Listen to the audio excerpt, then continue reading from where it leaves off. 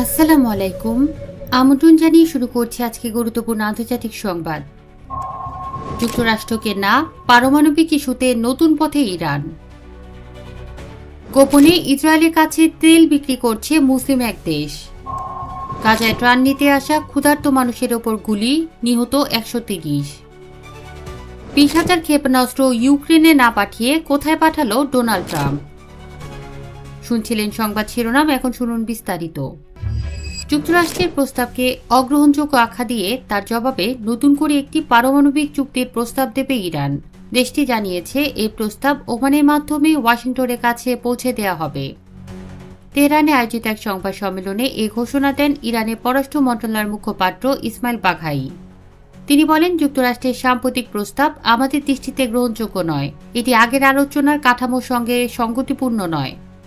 আমরা এখন এমন একটি প্রস্তাব তৈরি করছি যা হবে যুক্তিসঙ্গত, ভারসাম্যপূর্ণ এবং যৌক্তিক। এটি ওমানের মাধ্যমে যুক্তরাষ্ট্র সহ সংশ্লিষ্ট পক্ষগুলোকে জানানো হবে। বাঘাই আরও জানান, আমরা চাই অবরোধ তোলার আগে নিশ্চিত হতে হবে ইরান আন্তর্জাতিক অর্থনীতি ও ব্যাংকিং ব্যবস্থায় উপকারভোগী হবে এবং বৈদেশিক বাণিজ্য স্বাভাবিক হবে। এর আগে রয়টার্স এক প্রতিবেদনে জানায়, মে মাসের শেষ দিকে যুক্তরাষ্ট্র যে নতুন প্রস্তাব দিয়েছে তাতে ইউরেনিয়াম সমৃদ্ধকরণ, মজুদ ইউরেনিয়াম বিদেশে পাঠানো এবং নিষেধাজ্ঞা প্রত্যাহারের কার্যকর রূপরেখা নিয়ে মতপার্থক্য থেকেই গেছে। ইরানি কূটনীতিকেরা বলছেন, এসব মৌলিক বিষয়ে স্পষ্টতা না থাকায় ইরান সেটি প্রত্যাখ্যান করেছে। সংবাদ সম্মেলনে বাঘাই আন্তর্জাতিক সম্প্রদায়ের দৃষ্টি আকর্ষণ করে বলেন, যেসব দেশ ইরানের শান্তিপূর্ণ পারমাণবিক কর্মসূচি নিয়ে প্রশ্ন তোলে তারাই আবার ইসরায়েলের সামরিক পারমাণবিক কর্মসূচিকে শক্তিশালী করতে সহায়তা করে। আমরা ইসরায়েলের নিরস্ত্রীকরণের আহ্বান জানাই। উল্লেখ্য, ইসরায়েল কখনো তাদের পারমাণবিক অস্ত্রধারী স্বীকার বা অস্বীকার করেনি। তবে তেহরানের অভিযোগ, ইসরায়েল ইরানে পরমাণু আলোচনা বিঘ্নিত করতে সক্রিয়ভাবে কাজ করছে। সম্প্রতি ইরানের সর্বোচ্চ নেতা আয়াতুল্লাহ আলী খামেনি যুক্তরাষ্ট্রের প্রস্তাবকে জাতীয় স্বার্থবিরোধী আখ্যা দেন এবং ইউরেনিয়াম সমৃদ্ধকরণ চালিয়ে যাওয়ার অঙ্গীকার পুনর্ব্যক্ত করেন। প্রসঙ্গত 2015 সালে 6 বিশ্বশক্তির সঙ্গে ইরানের স্বাক্ষরিত পারমাণবিক চুক্তি 2018 সালে যুক্তরাষ্ট্র বাতিল করে পুনরায় অবরোধ আরোপ করলে চুক্তির ভবিষ্যৎ অনিশ্চয়তায় পড়ে যায়। এর পাল্টা জবাবে ইরানও ধীরে ধীরে চুক্তির সীমা লঙ্ঘন করে ইউরেনিয়াম সমৃদ্ধকরণ বাড়ায়। সংবাদ সম্মেলনে বাঘাই জানান, ষষ্ঠ দফা পারমাণবিক আলোচনা কবে শুরু হবে তা এখনও নির্ধারিত হয়নি।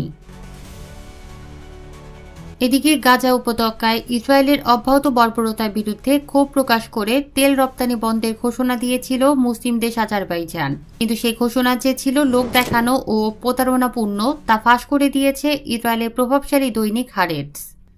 সংবাদ মাধ্যমটির অনুসন্ধানী প্রতিবেদনে জানানো হয়েছে, তুরস্কের চাপের মুখে 2023 সালের শেষ দিকে আজারবাইজান ইসরায়েলের তেল বিক্রি বন্ধের ঘোষণা দেয়। এরপর দেশটির কাস্টমস ডাটাবেস থেকে ইসরায়েলের তেল রপ্তানির সব তথ্য মুছে ফেলা হয়। তবে বাস্তবে তেল সরবরাহ কোনোদিনই বন্ধ হয়নি। হারেটস জানায়, তেল সরবরাহের জন্য আজারবাইজান এখন তৃতীয় দেশের পরিচয় ব্যবহার করছে। ইসরায়েলে পৌঁছাতে এসব তেল ব্যবহার করছে তুরস্কের ভেতর দিয়ে যাওয়া আন্তর্জাতিক পাইপলাইন। যদিও কাগজে কলমে এই তেলের গন্তব্য অন্য কোথাও দেখানো হচ্ছে।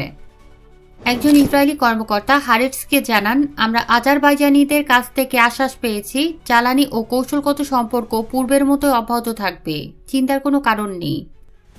2023 সালের মে মাসে গাজায় ইসরায়েলি নৃশংসতা ও ত্রাণবাহী তুর্কি উড়োজাহাজকে গন্তব্যে না পৌঁছাতে দেয়ায় ক্ষুব্ধ হয়ে ইসরায়েলের সঙ্গে সব ধরনের বাণিজ্যিক সম্পর্ক ছিন্নের ঘোষণা দিয়েছিল তুরস্ক।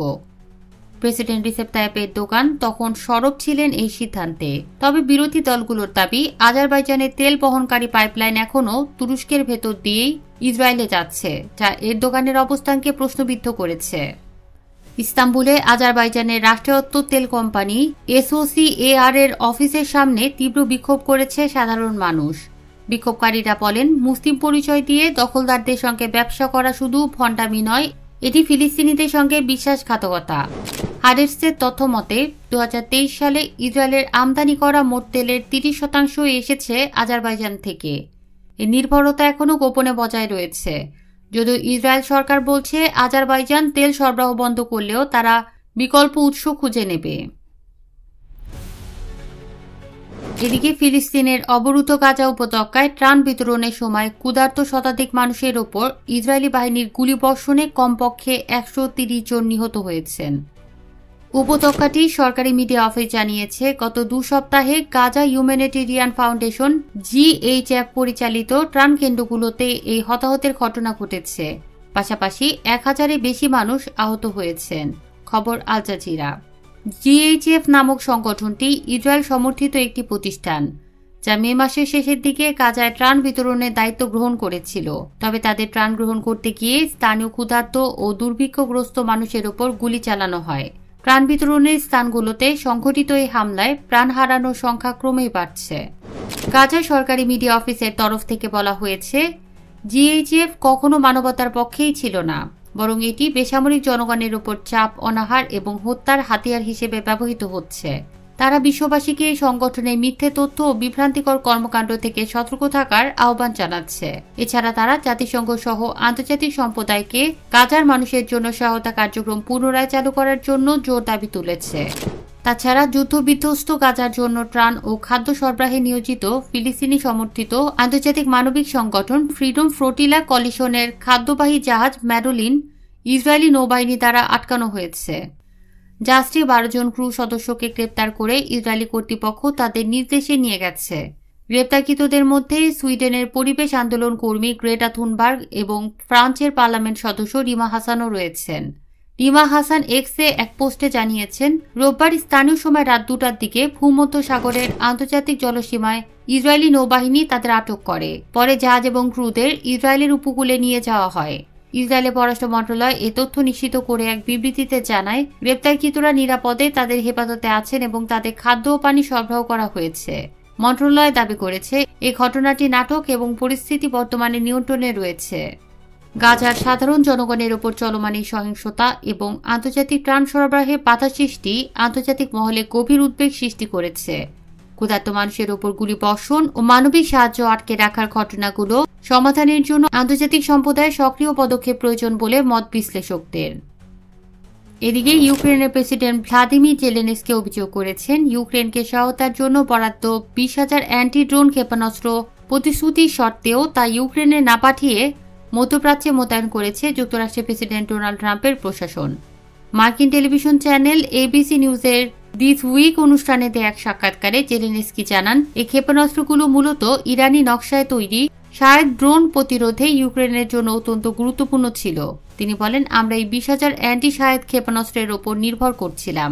এগুলো খুব ব্যয়বহুল নয়, তবে এতে বিশেষ প্রযুক্তি রয়েছে যা আমাদের জন্য খুবই কার্যকর।